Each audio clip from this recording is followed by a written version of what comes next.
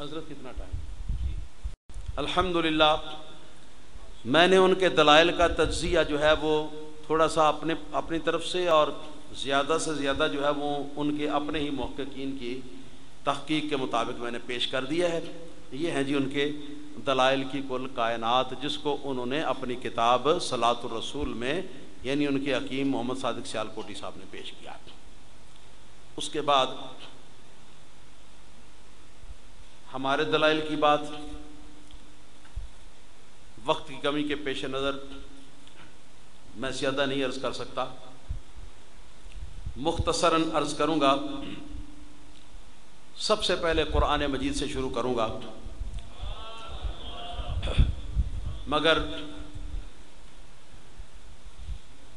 پہلے یہ عرض کرنا مناسب سمجھوں گا کہ آمین جو ہے، آمین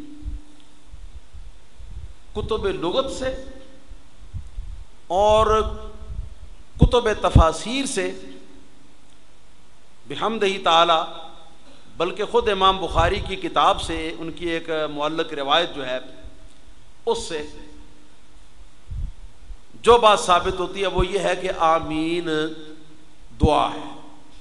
بولو کیا آمین؟ آمین دعا ہے کہ ایسا ہی کر دیں۔ آمین کا کیا معنی ہے؟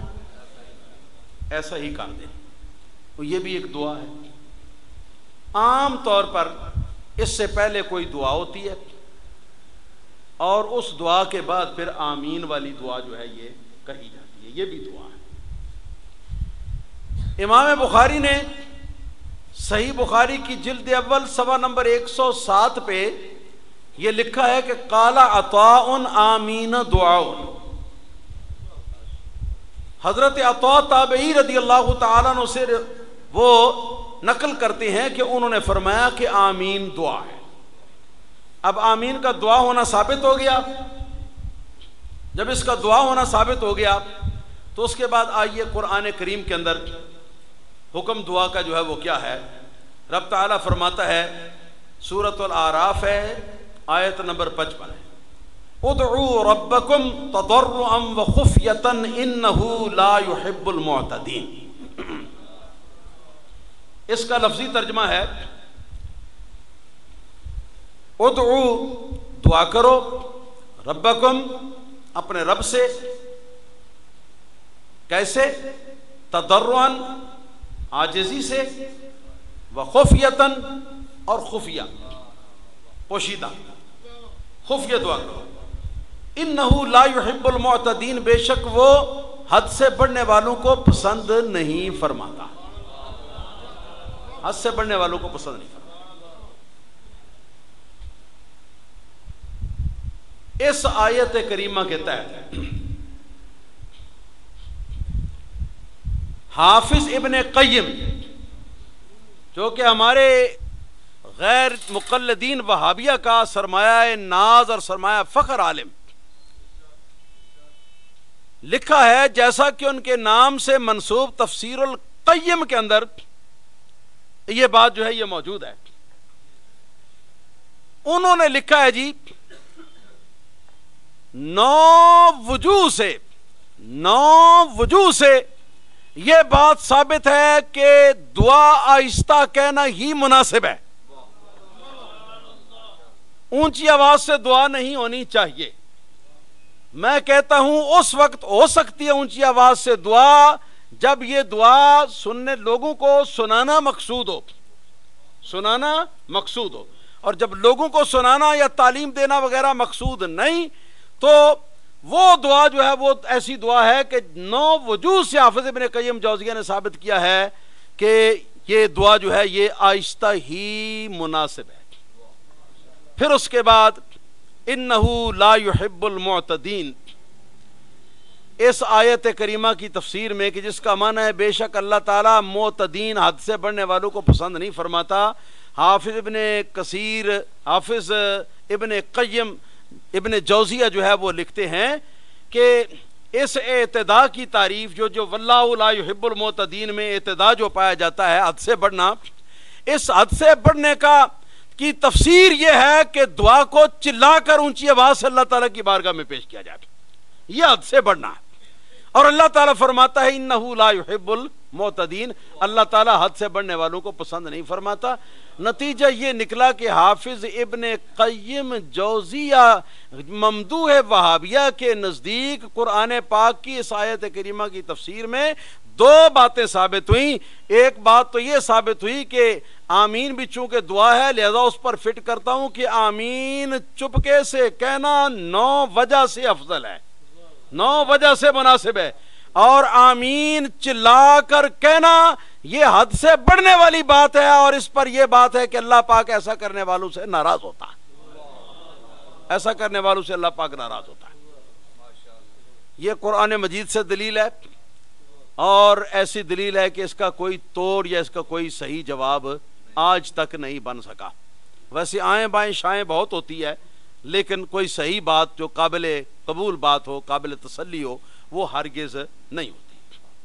تو قرآن مجید کی نص نے ثابت کر دیا کہ آمین آہستہ کہنا بہتر ہے، کیونکہ آمین دعا ہے، اور دعا کرو اپنے رب سے عاجزی سے اور خفیہ رہنا چاہیے اس کو۔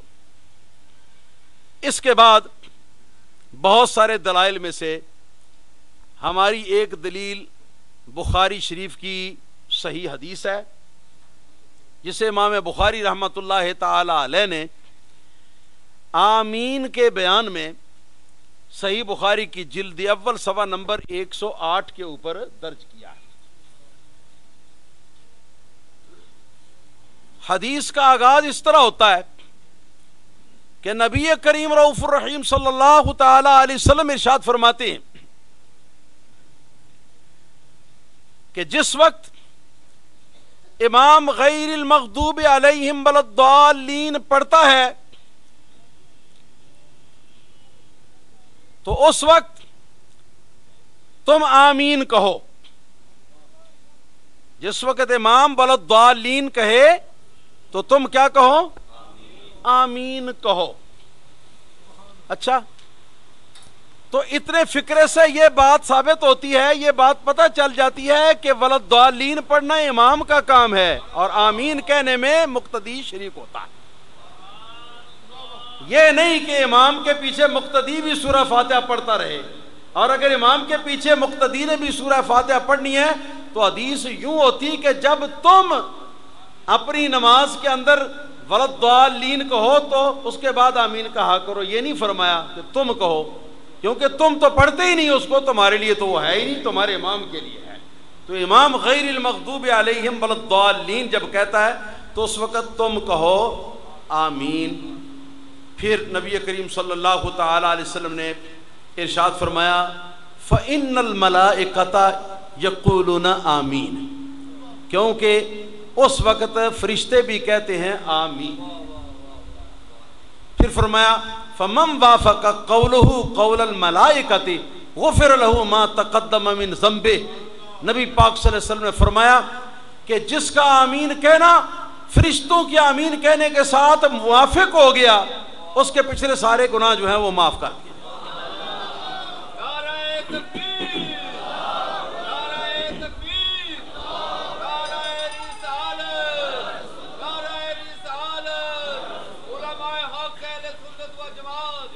تین باتیں ہیں جی اس حدیث کے اندر۔